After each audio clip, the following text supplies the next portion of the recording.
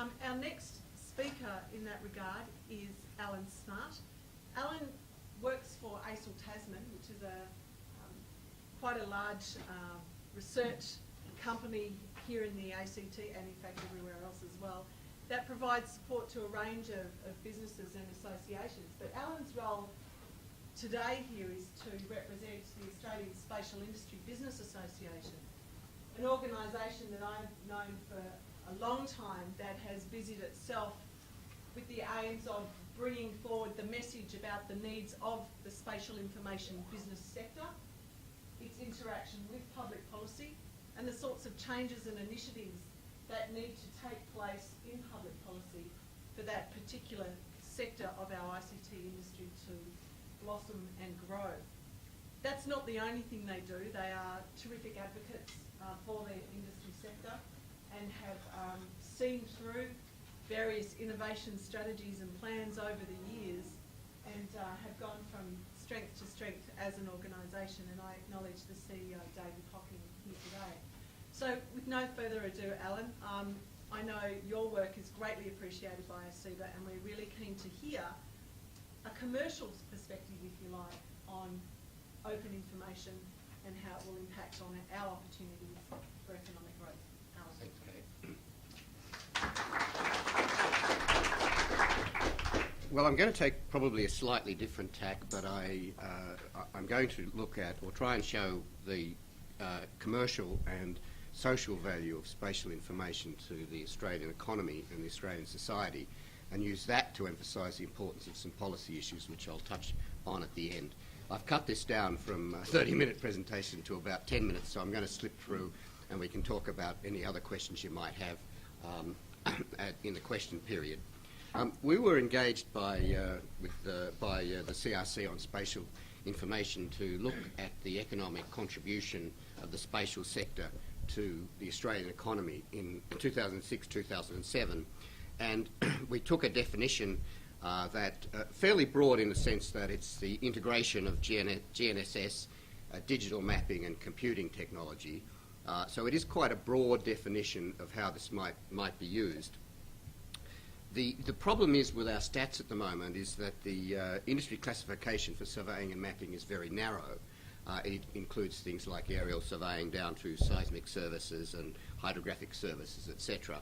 And its gross value add in 2006-07 was around 683 million, and that's about 0.05% of GDP. But that's not the whole story. The footprint of the industry is far bigger. It goes into business services in all kinds of areas, which I'll show in a minute, deeply into government and deeply into other sectors such as environmental management, etc. So what we wanted to do was to try and have a look at what the value of the industry was, not just in terms of its own sector itself, but in terms of the broader economy. And we're using a model like this. If you look at the first stage of capturing data and providing access, governments capture a lot of fundamental data, cadastral data, social and economic data, which is highly valuable if you provide access to it, add value to it, and then integrate it into businesses. And the real issue that we're talking about today, and leading on from the last talk on Creative Commons, is if you don't get this right, you can lose this up here. So that's what I want to talk about a little bit today, and just give you some of the examples of why it's important and what it means. The essential economic path we look at is, and this is just a little spatial information called MillMapper that uses a terrestrial laser scanner to improve the scheduling of maintenance of mine milling, but it's just an example of the application of spatial information. It feeds into productivity improvements in precious metals production, which feeds into the mining industry, and finally has an impact on the overall economy. The spatial information industry itself also provides value added into the economy. What we did was look across 22 sectors along this route, and with the use of case studies, look at the productivity improvements that the spatial information industry had delivered to those industries, and then run them through what we call a general equilibrium model of the economy, which gives us the overall impact on GDP, consumption and employment and the like. Now we looked across 22 sectors. Some of them were subdivided, but the big users of spatial information at the moment property and services, construction, mining, transport and agriculture. But coming in close behind is government, recreation and other services, communications, and then there are a whole series of sectors in trade, manufacturing and finance and infrastructure who are using spatial information but not as intensively as those higher sectors. Just to give you a couple of examples, this was one of the case studies which I found fascinating. It's the combination, control traffic farming is the combination of differential GPS or very accurate positioning combined with digital maps put into a control system on a tractor. This is started off being used in Narrabri for the cotton industry, and is now being used more broadly and expanding at a rapid rate. Why is it important? Because it gives more precision on the use of harvesters and tractors. It enables them to manage variable yield applications, better yield monitoring. The known productivity improvement in this, using this technology, is somewhere between 10 and 20% on specific broad acre applications. Its current adoption is around 10%, but it's being increasingly used to deal with and manage things like better tillage mechanism, tillage approaches to reduce the impact on soils, to reduce the demands for water. It's quite an important application. We'll see more of it. But it's also used in managing pests and diseases, monitoring biosecurity, whole farm planning. It's entering irrigated agriculture. It's being used in natural resource management for things like mapping carbon emissions and mapping salinity. So in the agricultural sector, spatial data and information is rapidly moving into the mainstream. Forestry, southern foreign plantations who used a technology developed by a local company in WA, not a national company but located in WA, to use scanning systems to better manage canopy measurement, to monitor forests, and to do things like assessing damage and environmental compliance. It was found to produce significant productivity improvements in their businesses, cutting the amount of maintenance staff they need by 50%, but also allowing them to do things that they couldn't do in future, like they couldn't do in the past, and it will be critical to carbon monitoring and carbon sequestration monitoring in the future. Fisheries were some of the earliest adopters of these techniques. GNSS plotters came into fisheries in around 1994-95. There was almost 100% adoption, and it has led to significant productivity improvement in fisheries. But it's also used in habitat mapping by the authorities when they want to map nursery areas and protect marine areas. And it's getting expanded application in that field. Mining and petroleum, I really won't go into it, except to say that three-dimensional geophysics has led to the discovery of, say, resources of gas in the Gunnedah Basin that we didn't know about before, because they're in covered areas, and it was able to go deeper. And that was only discovered about 4 or 5 years ago, and it's now being developed and providing a power station at Narrabri and looking at providing gas across to the east coast to substitute for some of the coal generation. It's huge in mineral processing, as I mentioned, in mapping and milling, and the oil and gas sector has been using it for not only mapping and planning pipelines, but also improving the environmental management and operation of pipelines, because when they use the GIS to map and monitor it when they're building it, they then have a database that they can use to operate it, and they know where all the valve sites are, and they can track and monitor repair sites and use maintenance men with PDSs to go out and accurately locate and save time when they're doing maintenance. This was a very interesting application. It was developed by an Australian company and is being used by Rio and now BHP. It's managing bulk commodity supplies. When you're exporting bulk commodities, they come in different qualities.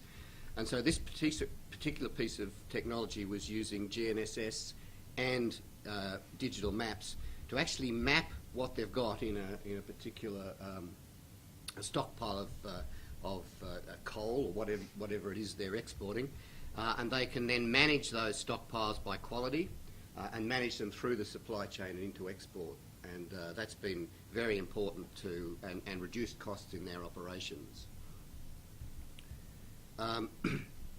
Utilities is a fascinating area. The use of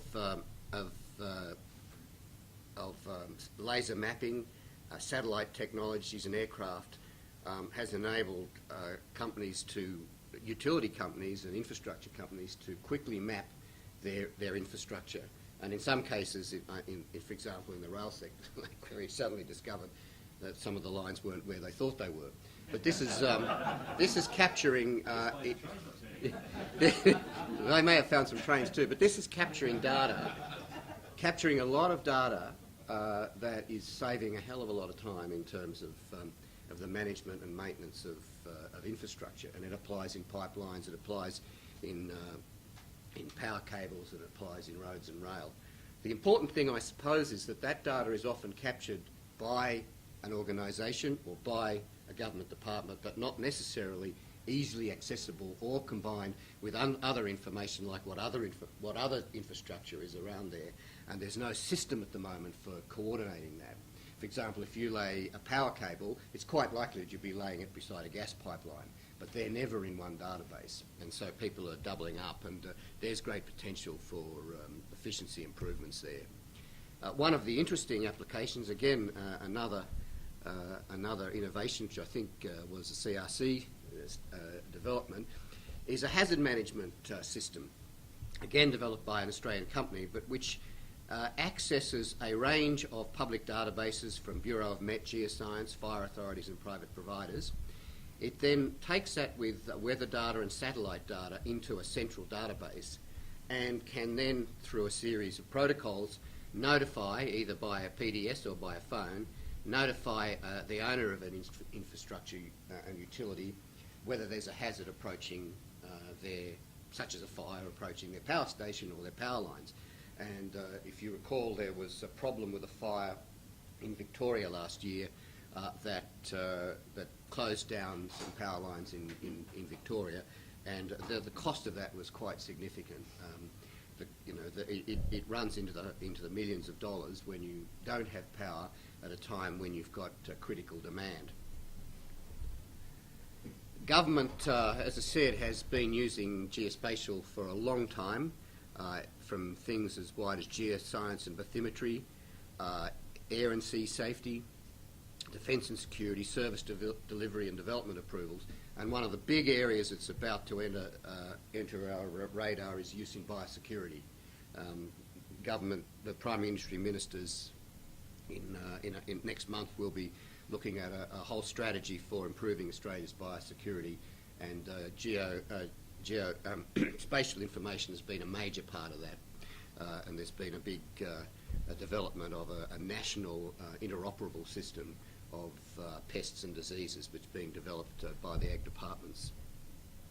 This was a fascinating application that AMSA has done. They've combined Google Earth with the ship reporting system in the Barrier Reef. So they're using a well-known piece of software that everyone is used to, combining that with the ship monitoring reporting, and they can basically on the screen map all of the vessels and which way they're going, and they're using that for both monitoring ship movements through the reef, but also as a search and rescue tool. And they have been able to significantly reduce the time to bring their search and rescue craft to relocate and redirect them using that kind of technology. Finally, the only other example I'd like to show you is the development approvals. This is a Queensland system which is providing development approvals online using digital mapping techniques and location positioning, which is it's been adopted by about 50%. It's leading to measured productivity improvements of about 12%, and it's got the potential Australia-wide to significantly speed up the process of development approvals. And in my work, I'm always coming up against the same comment and complaint, is how long it takes to get infrastructure approved. It's a chronic problem in Australia. It's been recognised in the process of setting up Infrastructure Australia, and spatial information technologies have a great capacity to both speed up the development approval process in provision of urban land, but also in terms of infrastructure and ports. So it's important. What we did was then summarise those into productivity improvements And we had two lists. We had a quantifiable scenario where we observed it. We had a study. We had some facts and figures, so they were demonstrable and verifiable. And we put these productivity improvements into each of these sectors. So, for example, the productivity improvement for fisheries from the use of GNSS plotters was 4%. That's across the total industry.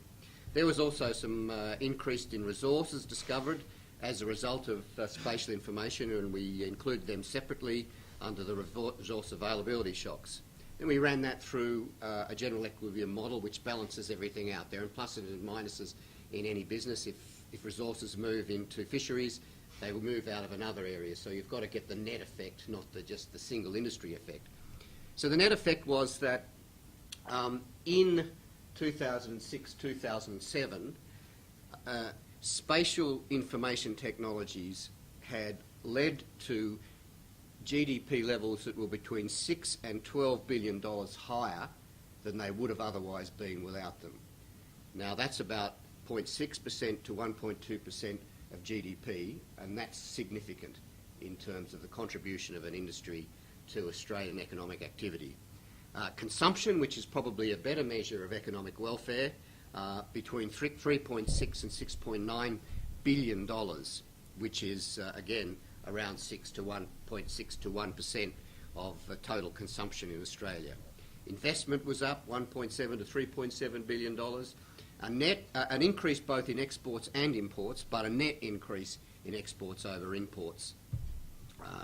In the high case of between 2.3 increase in exports as opposed to a 2.2 increase in imports. And most importantly, an increase in wages of between 0.6 and 1% as a result of the productivity improvements that have been delivered by the spatial information. So it's a very important industry. Hard often to explain it to people how it feeds through in productivity improvements in the economy, but those are the fairly strongly and I'd say conservatively measured impacts which we hope to use to convince the political process that this is an important industry. We were also asked to look at what are the constraining factors, and one of the most important problems at the moment is access to data. As I mentioned, there is a lot of data collected by governments, a lot of fundamental data available, but it's often not accessible, it's not interoperable, it's hard to find, and it's not coordinated. So it's very difficult to take it together and add value to it, to bring it up the value chain, as I showed you before. We also have a problem with data infrastructure, the infrastructure to access that data, to get it into consistent programs and get it into consistent portals so people can find it and use it easily. And that's where the Creative Commons licences have become very important, and the Queensland Government, on behalf of all Australian governments, has developed now an approach to use Creative Commons licences so that when you go to access the data, it'll be like clicking a licence, and as we discussed before, there won't be the major problems of finding approvals or watching copyright. It will be available and easy to use, but the owners of the data will be given an appropriate level of protection. And the most important one is the pricing of fundamental data. And as I'll mention, I'll talk in a minute about the economic case for making this fundamental data available at the marginal cost of supply, which is effectively free on the internet. And there are some skill shortages. So what we did, when we did the case studies, we also asked people what were the issues which were constraining the full realisation of the potential, and these were the points that came up. We then put them into the model again. Generally, they said the productivity impacts were somewhere between 5 and 15% lower than they would have otherwise been. Not in all sectors, so it was only in the sectors where it had been a concern, but some government agencies told me, for example, that inappropriate pricing of mapping data by another state government had meant that they hadn't used a service that they would have otherwise used, and that's a case of a welfare loss, particularly where it's fundamental data and it's a public good. The accumulated impact on GDP, we found, was about 7% lower as a result of those data constraints. So that's important. It's important. It's a welfare loss to the Australian economy by not getting this right, and it is important we get it right. So what are the policy imperatives? Well, the first thing is that there is a strong case that fundamental data is a public good. That means if left to the market, you won't get the market investing in sufficient fundamental data because there are things what we call unpriced spillovers or free rider effects. In other words, you might want to do it, but someone else can benefit, so you're not going to do it to the level that the world or the nation as a whole would do it to get full benefit. And there is discussion now of things like a digital elevation map and developing those. The governments through ANSLIG are currently working up proposals in this area. Probably the biggest issue is the access to data. It's inappropriately priced. The Productivity Commission reviewed this in 2002 and developed that argument that fundamental data should be basically supplied at marginal cost.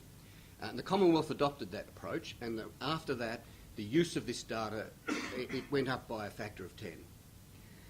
But the problem is the state governments haven't done that. And one of the things they're doing is they're using their value-added services to try and recover the cost of providing the fundamental data. So they're actually overpricing for the fundamental data, and in an economic sense, we would say that's leading to a welfare loss. Now, I can't necessarily be critical of them. Some of the states are doing a fantastic job in trying to pull this all together, but they're not being adequately funded. And so in order to try and invest and develop appropriation for this, they're setting themselves up in businesses. I happen to think that's a very bad move, particularly on value-added services, because they then crowd out the private sector, and we lose a lot of opportunities for innovation, because as you would have seen very briefly in those examples that I cited there is huge amounts of innovation both in government and in the private sector to bring these products to market. So that is a real challenge. I think the Commonwealth's got it right, but it needs to be passed through to the states. We have the Creative Commons licences being developed, but that needs to be progressed across the board. And there are mechanisms through ANSLIG and government ministerial councils to take these policies forward.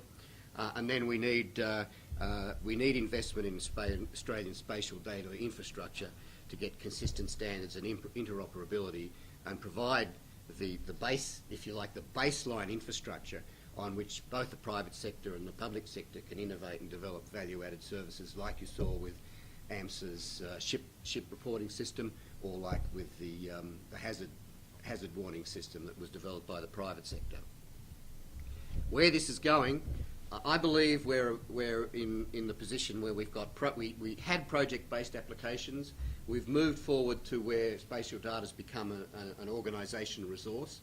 The next step is into mainstream enterprise systems, where it comes as part and parcel of business as the internet and email has become.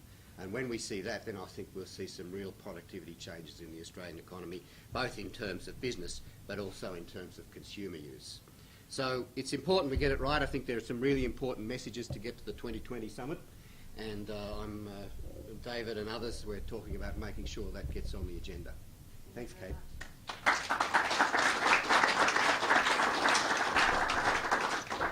Alan, thank you for very clear and succinct presentation. I appreciate that you did cut it down substantially. Has anyone got any questions for Alan about spatial information?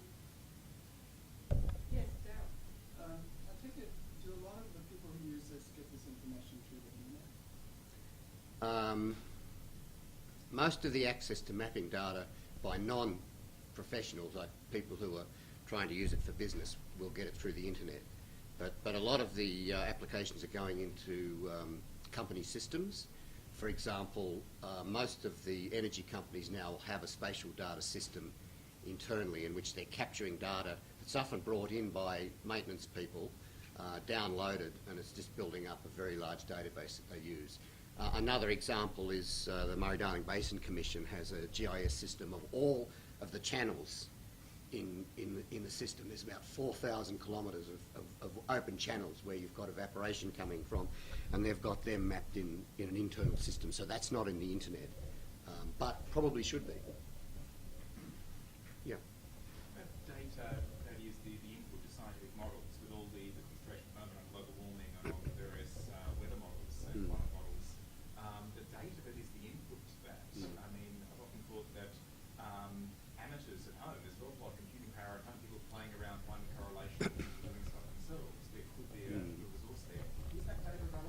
Well, it's in various formats, and it's all over the place. Land and Water Australia has a thing called a National Water Audit, which is you can get a lot of data about water from that.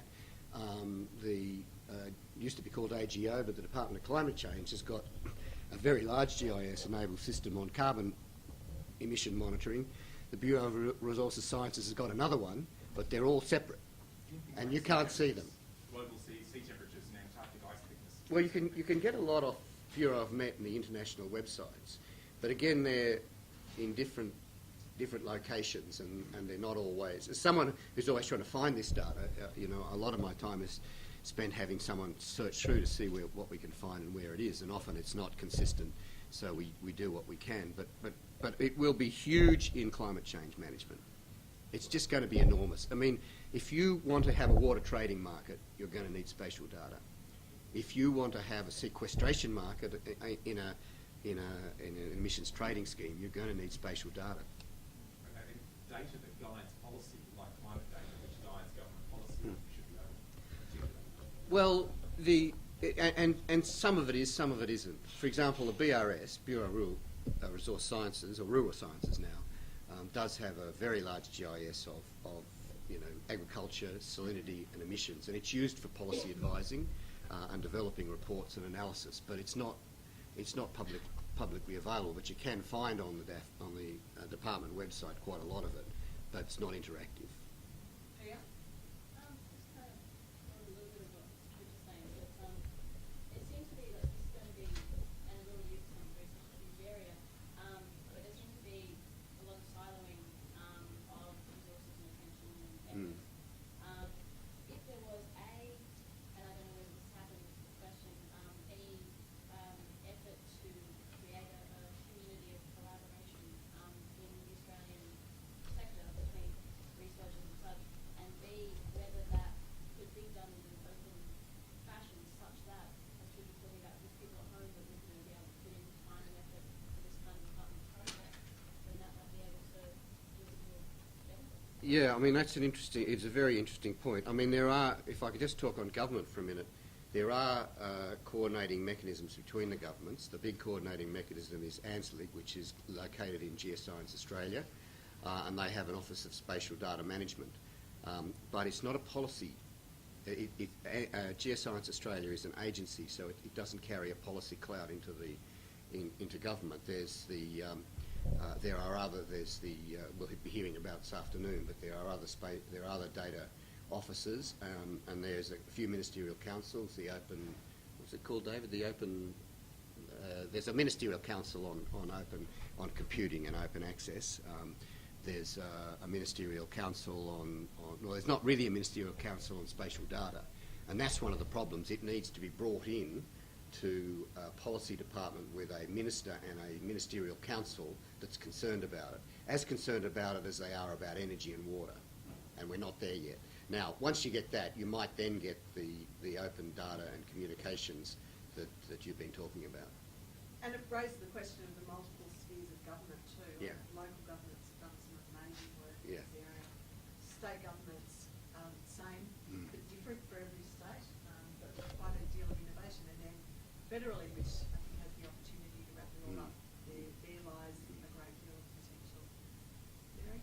I was just going to say, very helpful here if you could say just what you said in a submission to the National Innovation Committee. Okay. There's a real movement coming on that. You said it particularly well. Something said quite like that. And from you and from this sort of group, and maybe from this group's submission, would be a tremendously useful. I think we just got some homework.